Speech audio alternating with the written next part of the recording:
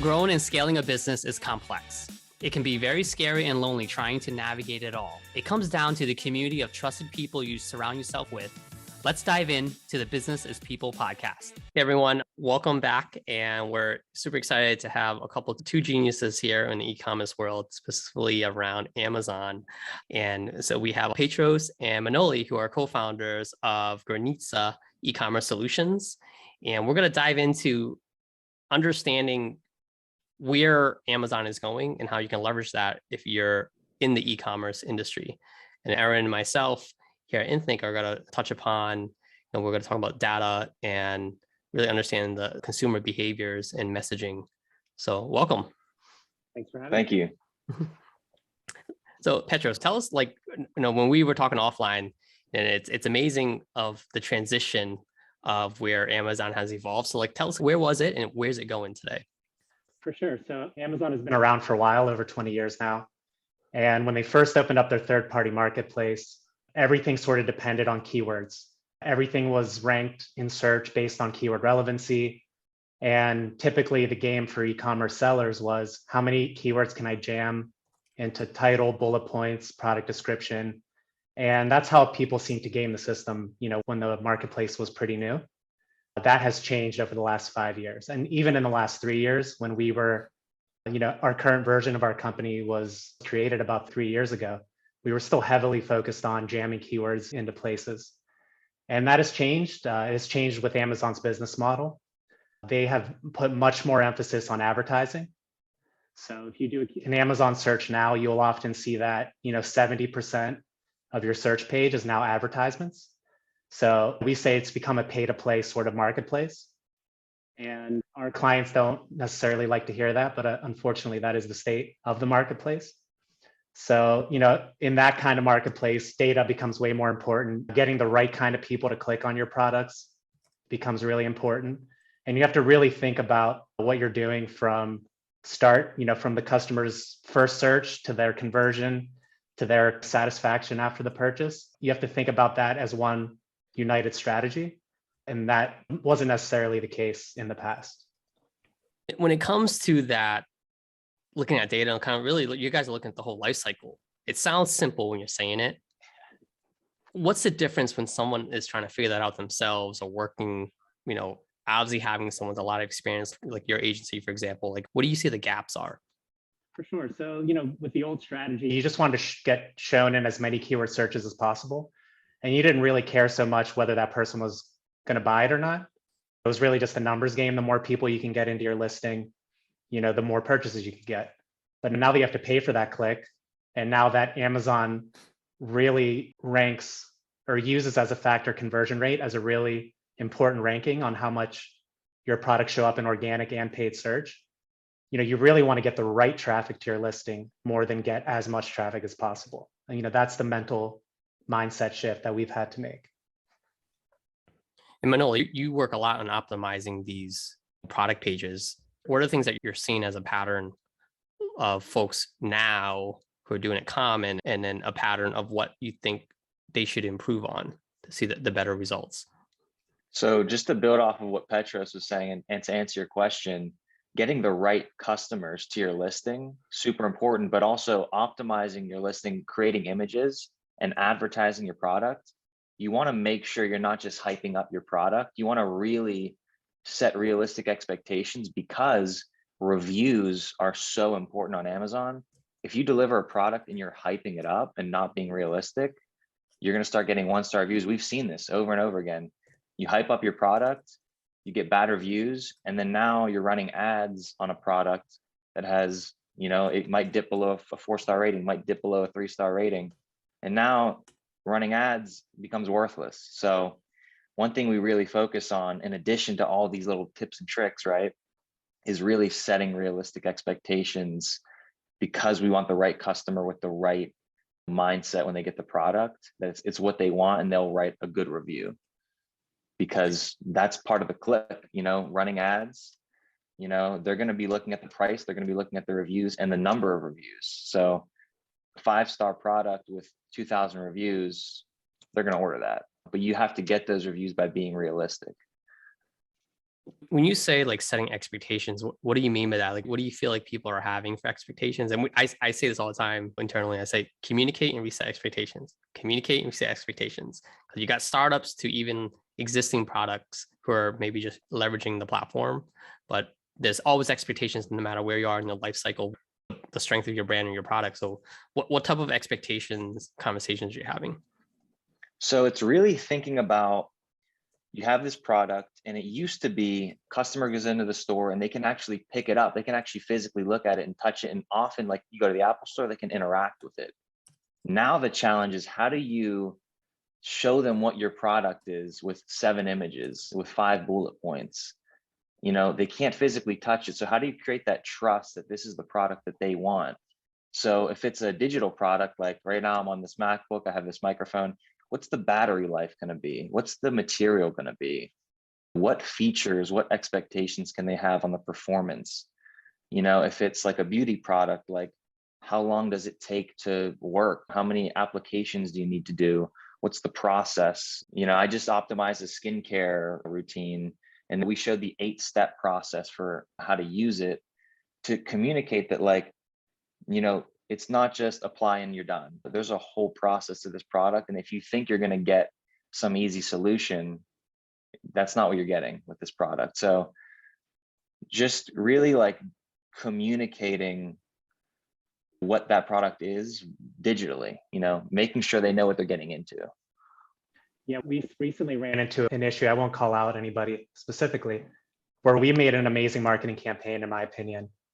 But the issue was maybe the product didn't quite work the way that they had promised. And what we had to do was take that customer feedback and then re-optimize the listing to more accurately explain how this product works. We got a lot of bad reviews that they weren't mad at the product. They were mad because the listing said that the product could do things that maybe it couldn't quite do as well as it claimed. And that's one of the advantages of selling on Amazon and other marketplaces. You get that customer feedback immediately. You're not waiting in a 12-month product life cycle to possibly like redesign your listing images. This client specifically actually redesigned their product based on their customer feedback within like 3 months. So that feedback loop it's a painful feedback sometimes, but it's really valuable if you take it seriously. Aaron, a lot of this sounds like, we talk about customer experience all the time, but also like messaging, things of that. So what are you seeing and hearing, Aaron, when it comes to helping consumers really understanding what a product is doing? Well, I think, I keep wanting to ask questions about reviews, and I think the reviews is like the magic bullet, really, because even on Google and all the other networks, from a local standpoint, Google Maps, you see the influx of traffic to websites on the local side just from the map pack. So traditionally, in like reputation management and all that, we talk about you want to always reply to reviews because you can't take them down. So like, I'm really curious for Amazon, like, how can we leverage those reviews? Like, what's the best way that you've seen to leverage it?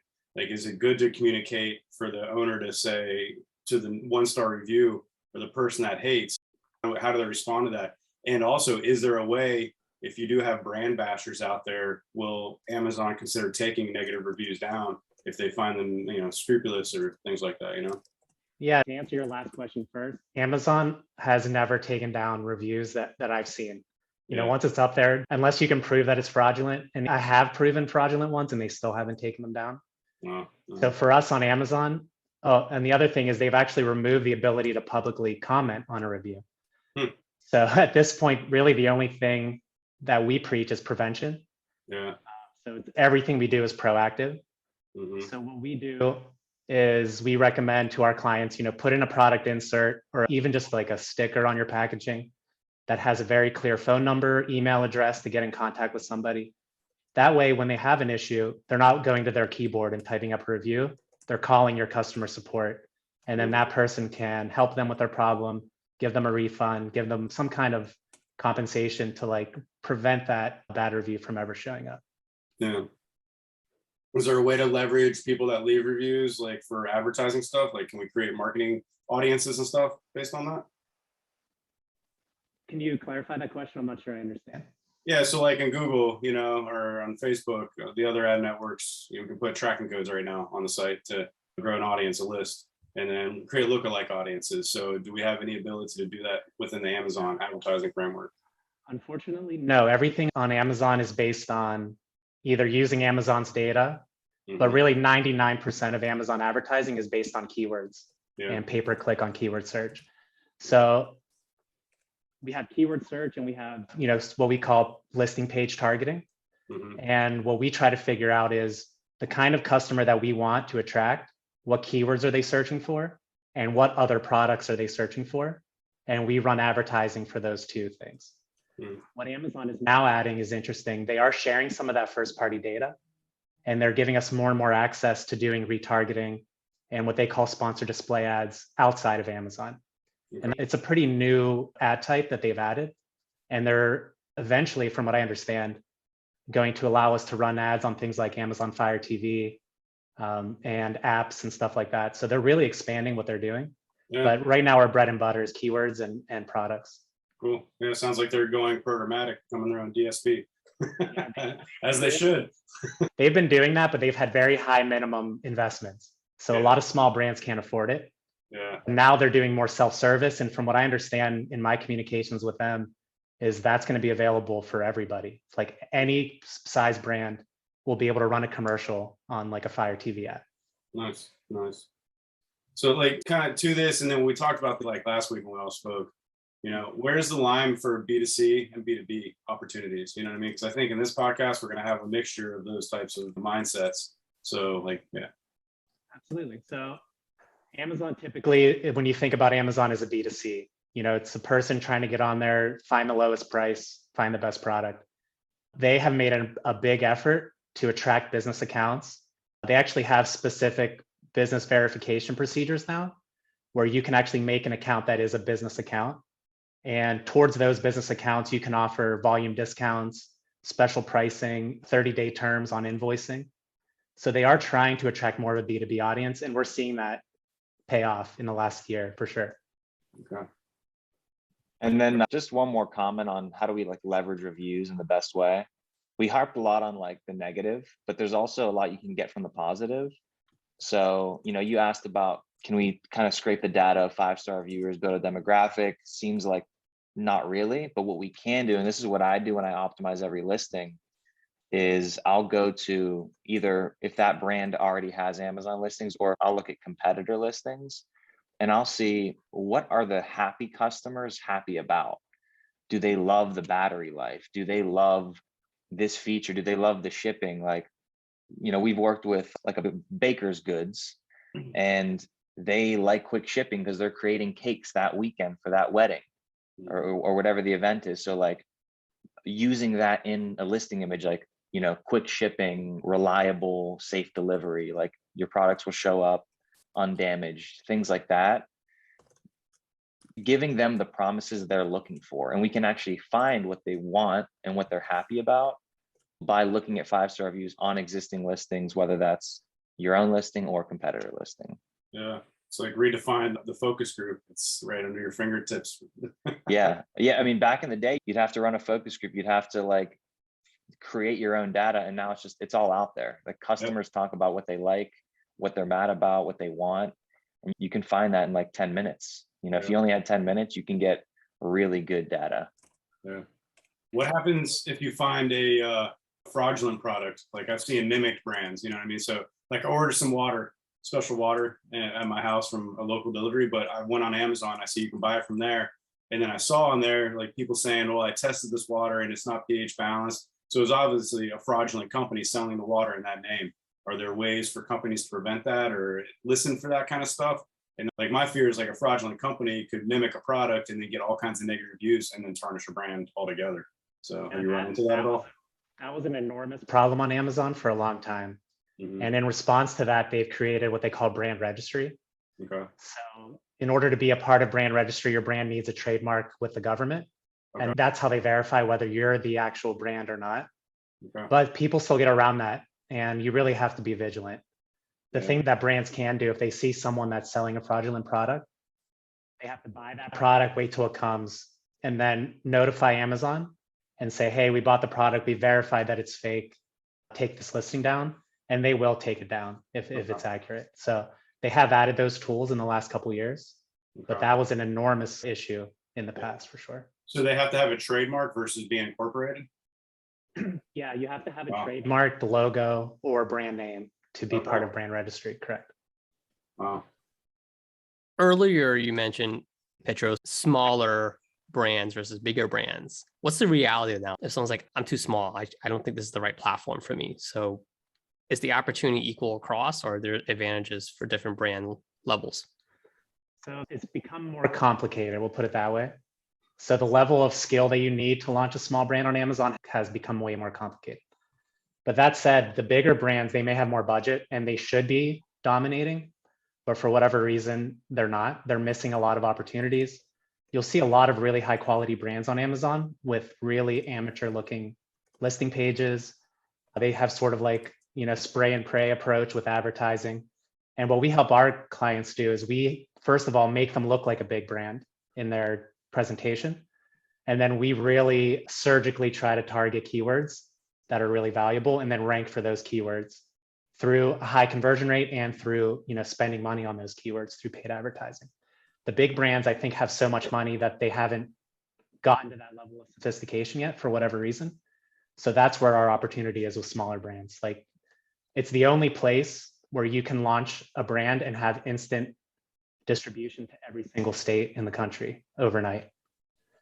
And that's still true. It's just a little bit more complicated than it used to be. And I think we see that just in marketing all the time. Aaron and I see the evolution of just marketing, technology, AI, software. They're trying to make it easier for consumers, but sometimes the complexity and sophistication makes it harder for folks as well. But it is what it is, right? You have to learn it, evolve, and embrace these changes in these platforms like Amazon. When you say keywords, and this is from a user myself, I probably have an Amazon box popping in my house like every other day. I think, but a lot of times product research comes down to keywords. And I think people don't consider that enough. They just I'm looking for a platform to sell my product, but they're not looking at it from a keyword or SEO standpoint. Let's say if I'm going to buy a TV, I would research it, and Amazon ranks, right? For a reason, they're ranking higher than Best Buy, and then I look at information, but then I look at okay, price, and then how quickly I can get it. So if I can get it faster at Best Buy and it takes me more time on Amazon, I'm going to research probably on Amazon, see all the reviews, because I see the advantage, you get all the reviews on Amazon. So I think that's why a lot of folks gravitate towards it, and then they purchase it wherever it's convenient. So what are you guys seeing on that space? Are clients losing out on selling their product because of that? They're leveraging Amazon, but then they're leaving Amazon, so they're not converting. So that doesn't bother me so much. So what we've seen is the more we advertise on Amazon, the more sales people get on their own site. And we don't see that as a bad thing. In my mind, you're familiar with the marketing funnel, there's awareness, consideration, conversion. And some people come to Amazon to do research, and those people, we should show certain type of creative and a certain type of ad, and they're looking for certain kinds of keywords, very generic, more category level keywords. And then you have the people that are looking for something really specific, and the long tail keywords. And typically those people are literally they have their credit card out ready to buy. And those two customers types have different strategies and different creative. And I don't see a lot of brands necessarily using different creative for those two those two types. But you're right, Amazon right now, it's 50% marketplace, 50% search engine and research. And people really trust, for better or worse, what that Amazon listing looks like, what those reviews say, and then they'll go to a brick and mortar store or to the brand's website and make that purchase. Manoli, what are some of the things that you're doing to help, knowing that you get into the traffic, right, from that research? What are some tips to optimize that? Because it's competitive. I see the same listing, and it's okay, this is 5 different, looks like potentially foreign brands. Then you see maybe a domestic brand, and all these people selling the same thing. How do you have that competitive listing stand out? So I'll answer your question, but I want to tie it into the keyword question as well, because what we've been doing, Petros launched his own brand selling baklava. And, we get to experiment, we get to try a lot of things with that brand, which is really cool. And one thing we've been doing from a creative content perspective is There's these headline banner ads on Amazon. So when you search sponsored headline ads, it'll show 3 products, and you can even include a custom image. And that image can change based on the keyword you're targeting. So what we did for Valentine's Day this year was we created a custom Valentine's Day graphic, someone gifting their significant other a box of the baklava. And we were running that on Valentine's Day specific keywords. So, you're a customer, you're ready to buy, you want a Valentine's Day gift. That's a provocative image. Oh, here's baklava, there's a heart, it's pink, it's a giving kind of thing. This week we're running, it's Greek Independence Day, Friday, March 25th. And we're running, a custom image in that headline banner ad with a Greek flag, the baklava with a Greek flag. So imagine you're Greek and you want something for Greek Independence Day, you plug in the keyword, boom, Greek baklava, Greek flag. I trust this brand, they know what I want. They're promoting Greece. So that's a huge thing, but really it's like creating content specific to keywords is huge. And you can do that for video ads as well. Do you think there's a merging in strategy between SEO and Amazon that we could do, or do we need to really look at it as 2 different entities altogether? Like, because we do keyword research for SEO, so can we basically take those and use those in Amazon directly? So sometimes we do get a list from Google AdWords, you mean? Yeah, sometimes that's the starting point for what we start to test out. But the good thing about Amazon is you can segregate keyword lists. So I can have a testing keyword list. I have a keyword list that I already know is going to convert. But yeah, we're always testing. We don't take anything for granted. We take that Google list, we'll test it, we'll see the click-through rates, conversion rates at a keyword level. And then we'll take the ones that we know are most valuable and put those into the SEO design of that listing page. So we'll update the keywords within that listing page, and then that'll be much more relevant to those keywords when someone types them into search. Cool. So that's a really good question. Are you guys also considering, we use SEMrush as well, and if other marketers are listening, they're using all these different tools, what recommendation, walk us through a little bit of kind of like your research process or your building process? Yeah. So Manoli touched on this a little bit earlier, but your current competitors are a treasure trove of information. There are some tools. One really good one is called Helium 10. And that actually lets you, pick a bunch of your competitor listing pages, put them into their software, and it'll show you all the keywords they're ranked highly for. So our first starting point is like, all right, this person's already selling 100K a month. We're selling 0 a month because we're brand new. At least we can know, how do we get to their point by looking at what keywords they're ranked for. But then in the background, we're also doing keyword testing, keyword discovery campaigns, so that we're doing even better than them in the long term. But when we first launch, that's where we start. We start with that competitor research. We see how they're doing, how they're having success. We avoid their mistakes. And that's usually a pretty good strategy for the first couple months. And when you're doing testing, how long are you guys running tests? How many variations? I think a lot of people, they fall short because either they're giving up too quick. So what's your best cadence for that? We usually tell people it's going to take 3 months to get a really good picture of your keyword list. The first month is just straight up testing. Don't look at these numbers. Don't get upset if they're not great in the first month, because we're really using a wide range of keywords. And then over time, it just gets more and more refined. We get more and more exact match type keywords. The brands we've been working with for years now, 95% of their sales come from exact matches. That's how refined and that's how much data we have. Aaron, what other aspects of how does this tie into, the overall strategy for companies? Because of course, Amazon is not the only platform, right? So when someone's considering this, what are other elements they should be considering in their overall strategy? I think it comes down to the channel mix, understanding where your customers are, where they're going. And, Amazon is one of the most amazing brands in our modern world. From the concept of the brand identity itself to what they've done and how they evolved from the bookstore into a supply chain itself, it's whoa.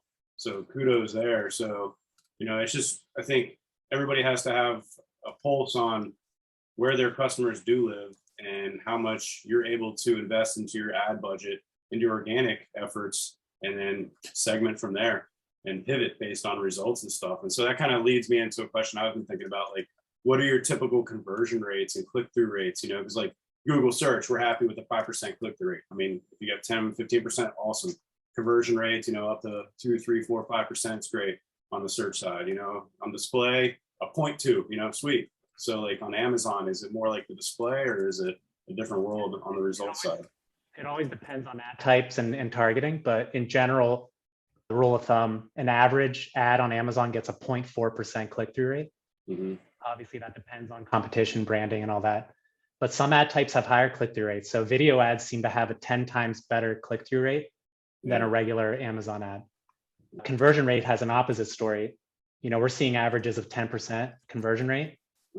If some of our brands have high repeat customer rates, so they're up to like 40, 50% conversion rates in some cases. So you see way higher conversion rates, but lower click-through rates typically. Yeah. And I think it comes down to the way that people consume that channel too. Like I said, if you're going into a store and you're going to go do some price checking on demand right there, you know what I mean? So yeah, it's exciting to see where these things go and how we can leverage them. Absolutely. How much do you guys focus on like qualitative versus quantitative data? It's a mix.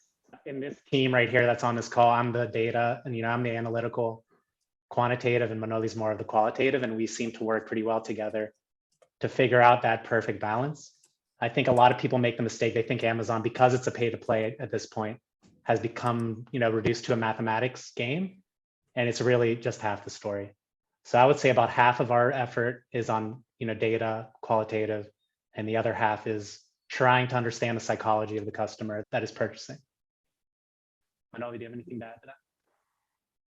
Yeah, when we're maybe considering launching a product in a personal brand or launching a product with one of our clients' brands, we will look at, Petros will scrape the data and see like how much money is being purchased in this category. What's the competition like? And what I'll do is I'll look at like, what do these listings look like? Like if there's a competitor, like, let's just say it's a huge market and our competition selling it lower than we would, or like higher price and a worse listing, it's like, oh, we can enter this space, deliver a better product at a lower price and create a better listing. Oh, huge opportunity. So the qualitative there would be like looking at, are the bullet points optimized? Are they writing the right, details on the product? Are the images optimized? Do they have A+ content? Do they have a brand store? The more no's you get on that, it's like the more of an opportunity there is. Aaron, with the data transformation stuff that we're constantly focused on, we're helping our clients do some predictive modeling, right? Like understanding what marketplace to go into, what opportunities, if it's a new product launch or a new marketplace. Data is everywhere, right? And it's understanding how to do that. So like, how do you guys advise someone to say like, I want to get into this space. Does it make sense? Like, can I compete? Can I win? How do I win? What's my budget?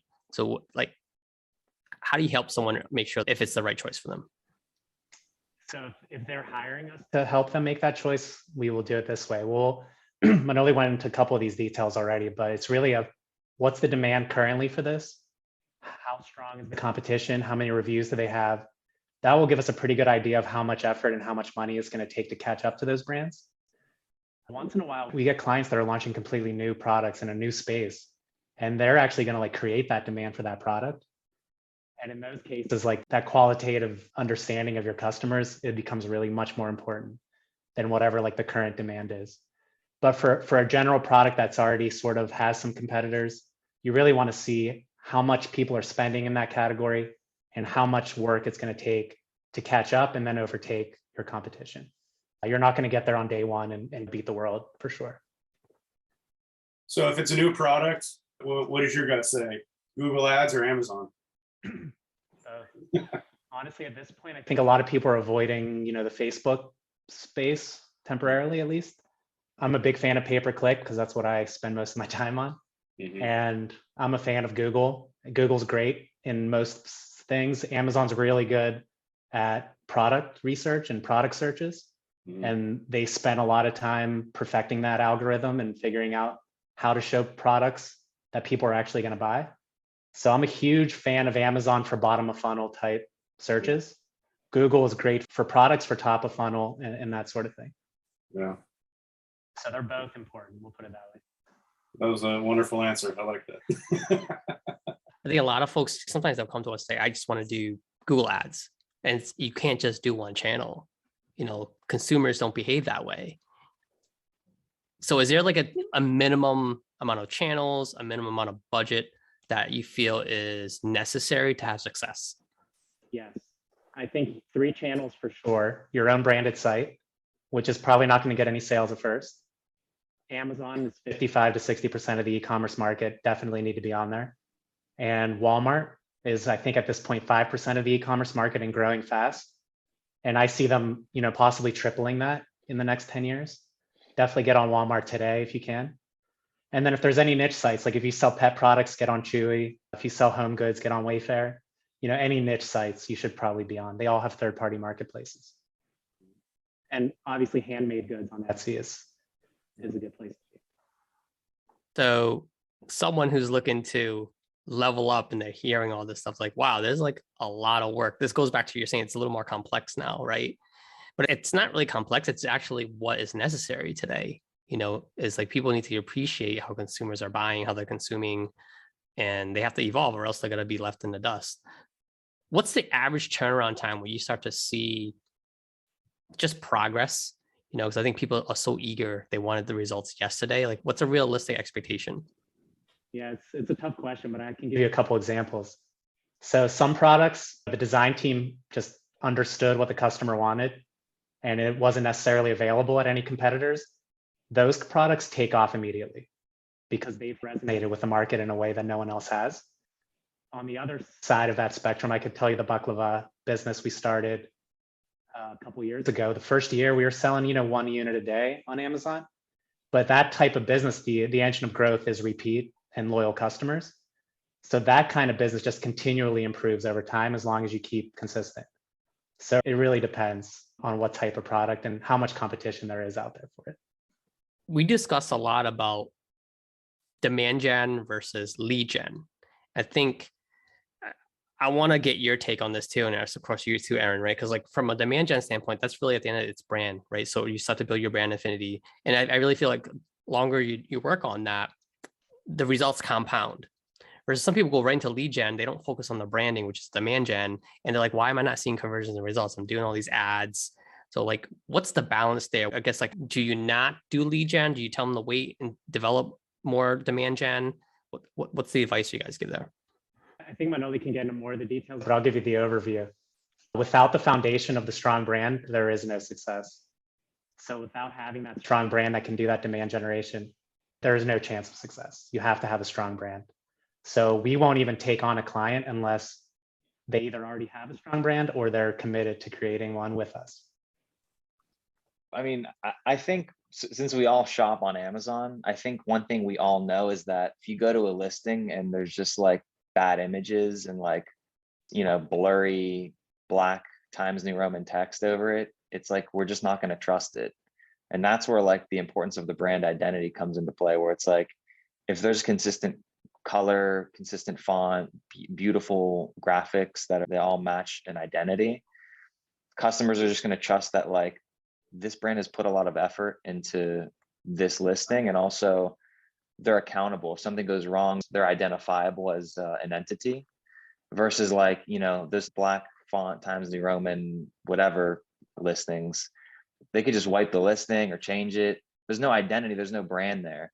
So having that brand identity is important because there's accountability and they can be easily identified. And it's just at a subconscious level, it's just people trust it because it looks good, Yeah, and you prove with your design and your brand, the investment in your brand on Amazon, that isn't a knockoff product, that it's not going to show up at your house and be, fake spring water or something like that.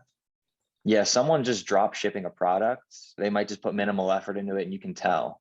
Someone who's shot these beautiful, this drone shot video of travel backpacks through the mountains of Ireland, you're going to know like they've invested in their brand. They're not going to go through all that trouble and then like skimp on the delivery of the product. And it's all subconscious, but it really does make a huge difference, all that extra effort and brand identity. Aaron, do you think if we were to put like a number on this, right? Like, because some people say like, I don't need to put all this investment into all this stuff. I'm selling. Like we're making results. And we've had conversations with clients where it's like, yeah, you grew 40%, but did you know if you could have grown 80%? Like you don't know what you don't know. Like there's this like opportunity cost that they are unaware about because they didn't do all the right steps when it comes to like branding or just optimization, understanding customers. And I mean, there's so many things, layerings, right? Data. So like, what do you feel is like that gap, if you were to guess on a percentage, or if you guys have any data around like doing the work the right way, putting that investment time into it now versus not doing it? What do you think is the opportunity lost there, Aaron? I don't know. I think that'd be an answer they'd have to give from Amazon's side. From my overall side, I say ignorance is bliss until you understand what you're ignorant to, you know? I think looking at ROI, demand, I mean, that's going to be the key indicators I would focus upon to see, okay, here's where we can go, and here's where we are. Are we doing it right? And then that's where the success metrics come in, like understanding the norms of those marketplaces. So like if you're hitting that 0.04, okay, that's cool. But what if we hit a 0.08, then we're killing it, right? Even though it's a little bit, but it's a lot. You know what I mean? So those types of things is what I would think about. Yeah, I would say the easy answer is, you're missing out on 55% of the market, possibly. A more correct answer is it depends. If you have a brand new brand that no one knows about, Amazon is the place to launch that, I think. In their first few months with new brands, they see 70, 80% of their sales come from Amazon. I saw that with my brand. We're still like 75% Amazon sales just because people trust Amazon. The trick is, how do I get that Amazon traffic to shop on my site? And that doesn't have an easy answer. But if you're launching a brand new product, you have to be on Amazon, I feel. I don't see there's any other way at this point. And another thing, Petros earlier in the podcast talked about, a lot of big brands are doing fine on Amazon, but they're not doing things the right way, and they're actually missing out on a lot of opportunity. I think part of the reason they're missing out is because, like you said, they're doing well, like they're making sales because they have like a big brand name. And what they're not realizing is like, if had they optimized these listings and done the right thing and built that branding into their Amazon profile, they would be doing so much better. But like, because they have this big brand recognition, this big brand name, they can just piggyback off of that. And like, yeah, they'll do some sales, like they'll do fine, just throw it up and people will order it, but not as well as they could be. Yeah, and that's one of the things we help our brands take advantage of. So a big brand has all this brand equity. You can find it in every store. So people are going to click on those listings. But when they click on that listing, several thousand times a day, I can run an ad for one of our clients right next to that buy box that looks higher quality than their listing graphics. And we'll let them do all the work, pay for that first ad click, and then we'll get a certain percentage of those sales, through that last second ad that we put on their listing page. So that is an awesome hack there. And I think, well, maybe it's not a hack, it's just the right tactic, right? So I'd love to have you guys back. We're kind of at the end of the hour, if you believe it flew by. And let's do a deeper dive on that. I think just giving some people some ideas and tactics and examples would be great to kind of help people leverage the traffic from bigger brands, so you start to get that market share.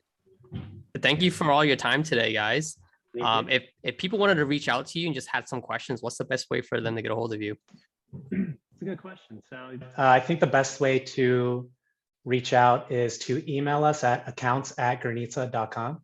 Actually, probably the best way is to go to our website and fill out our form, and that'll actually get to us with some of the brand's information. But also feel free to email us directly. Or they could find you on Amazon, right? For sure. Yeah, we'll put all the information in the show notes. So, all right, guys, thanks for your time today. Thanks for having us. Thanks, Com. Thanks, Aaron. Thank you. If you have any questions and topics you'd like us to cover, please email me at podcast@inthinkagency.com or message me on LinkedIn.